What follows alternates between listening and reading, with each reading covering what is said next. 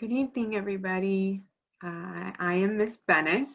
I am the Integrated Science 7 teacher, and I'm going to run through some information with you all tonight to help you gain a better understanding of the sorts of things that your students are going to be seeing in my class this year. So I'm going to share my screen with you. It's a PowerPoint, and we'll go through some information together. Alrighty. So, as I said before, my name is Miss Bennis, and this is Integrated Science 7. This PowerPoint is going to cover a little bit about me. It's going to talk about the course itself and what sorts of projects we're going to be going through this year. It's going to talk about grading. It's going to talk about our different course materials and our platforms that we'll be using this year. And at the end, it will give you a little bit more of my contact info and some office hours and some tutoring information. So, about me, I was born and raised in the Bay Area, actually grew up in Lafayette, so just a little ways away from where Spa is. I graduated from Acalanes High School and then attended UCSB for my undergraduate. I graduated with a bachelor's in zoology and then went on to get my credential from Cal State East Bay. I got my master's of education in curriculum and instruction a few years ago from Concordia University, Irvine. So that was a fun experience. That was all online. So I experienced the online thing from the student perspective, and now I'm flipping it from the teacher perspective. So quite different.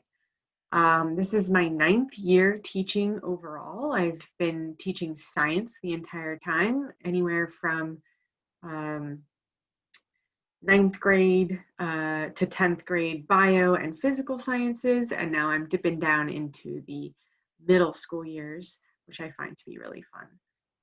Some of my favorite things are my family. I have a husband and 2 young children. I love, love, love, love, love coffee. And being a teacher is something I'm actually really passionate about, so I really love my job. I love to read. I love to do puzzles, any kind of puzzle, brain teasers, logic puzzles, jigsaw puzzles. I love them all. So that's a little bit about me. This course is a rigorous course that focuses on using what are called the 5 E's of learning. And we are covering the next generation science standards, which have been adopted by the state of California. 5 E's are engage, explore, explain, elaborate, and evaluate. Those are sort of the 5 ways that we progress through a lesson. Sometimes we sort of loop back around to certain places before we finish a unit, but we will hit every single one of those E's by the time we get through a unit. So it's kind of a fun way to look at it. Here's a course outline. There are 4 major units that make up this course, and we are going to do our best to get through all 4 of them.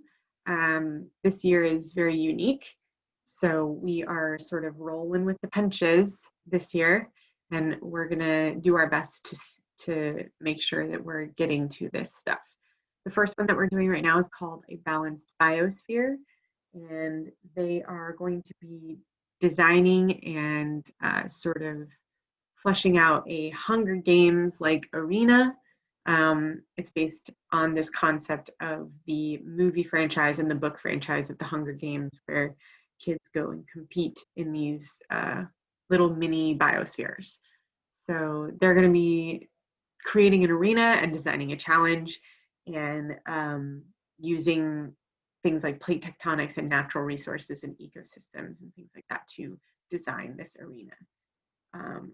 Matter Matters is another unit, and they're going to be looking at resources and their availability and the idea of equity and equal access to those resources, specifically water, and how there are places in the world that do not have access to clean drinking water, and they're going to be analyzing this global issue and developing a solution to this issue of access, and then producing a zine, an online magazine article to sort of get their word out there. Mimicking nature's design is this idea that we're going to be looking at ecosystems and the way that matter and energy flow in and around ecosystems, and how the species involved have relationships that keep them going. This is an ambitious unit. It's originally designed to have them building an aquaponics system. I don't know how much building we'll be able to do this year, but we are going to do our best to facilitate that. They'll be designing their system and writing a how-to manual and then describing its function. And lastly, we have Save the Andes, which will look at biodiversity and humans' effect on that biodiversity and sustainability issues and things like that. And they're going to be looking at the Andes Mountains specifically. They're going to be analyzing the current state of the Andes, and they're going to be problem solving and designing a conservation proposal to help preserve that beautiful ecosystem. So those are our 4 units. Like I said, there will be some modifying happening due to our current situation with distance learning, but we are going to do our best to make sure that these are rich and unique and rigorous for your students. Grading. This is all part of the Summit system, and these breakdowns, this particular percentage breakdown is on Summit. 80% will be based on their cognitive skills that are graded through the projects that they produce on Summit. 14% will be based on the power focus areas that they complete using the PLP. These are the short multiple choice content assessments that they will be taking periodically. And then the last 6% will be based on additional focus areas. So same process, but slightly different content than the power focus areas. Most of this, well, in the past, most of this stuff was done at home, the focus areas. Everything's being done at home now, so I guess that changes it up a little bit. But all of this will be found on Summit, which is we also refer to as the PLP, which is where you can also be checking your students' grades. Our course materials include the following platforms. We're definitely going to be using Summit again this year. We will be attending class via Zoom, and I'm sure that you all are at least a little bit familiar with Zoom by now.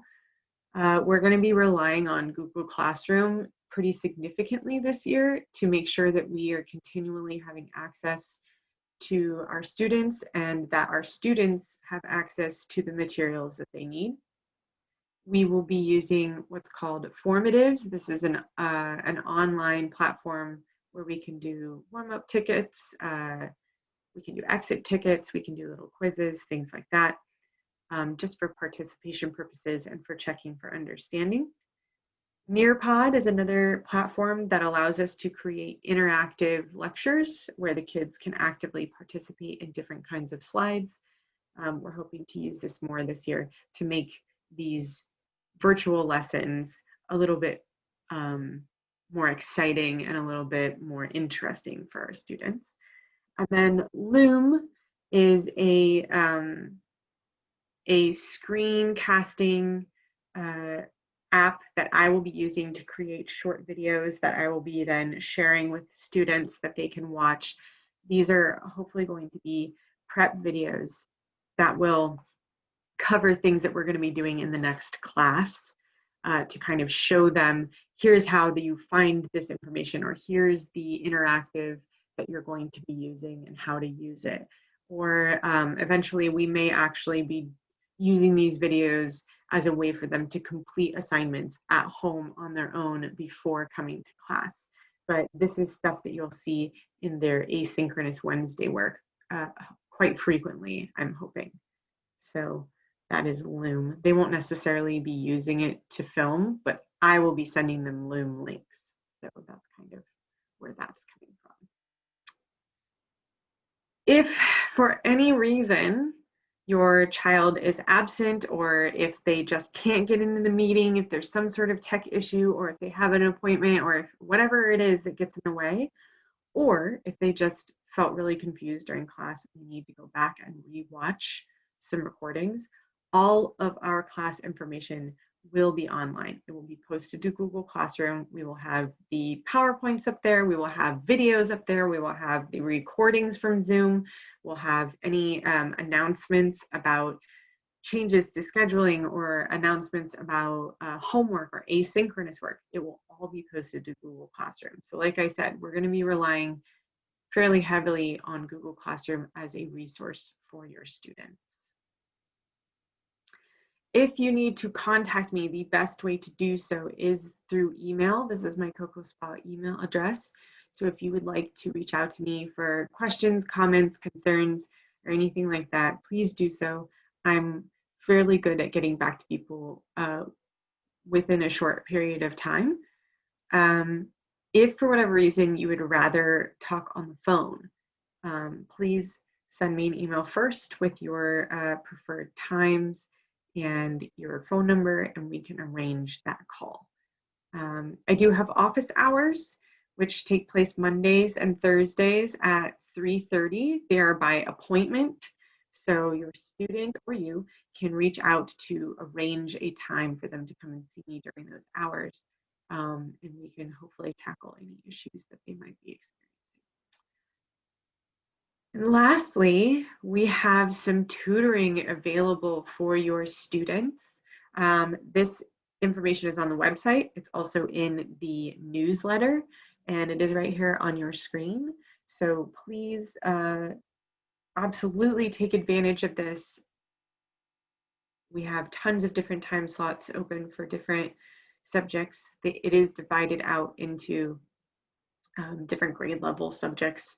So please let your student know, encourage them to attend if they're having difficulty, and hopefully we can get them the help that they need. That's about it. That's all I have in my presentation. So again, if you need to reach out to me, I will go back to my email. Please email me. I look forward to working with you and your students this year. And so far, we've all been managing to get through this together. So hopefully further down the line, we will be back at a normal school routine, physically in person. That is the dream.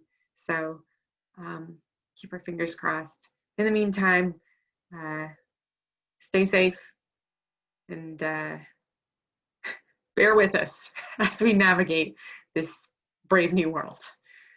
Have a great back to school night.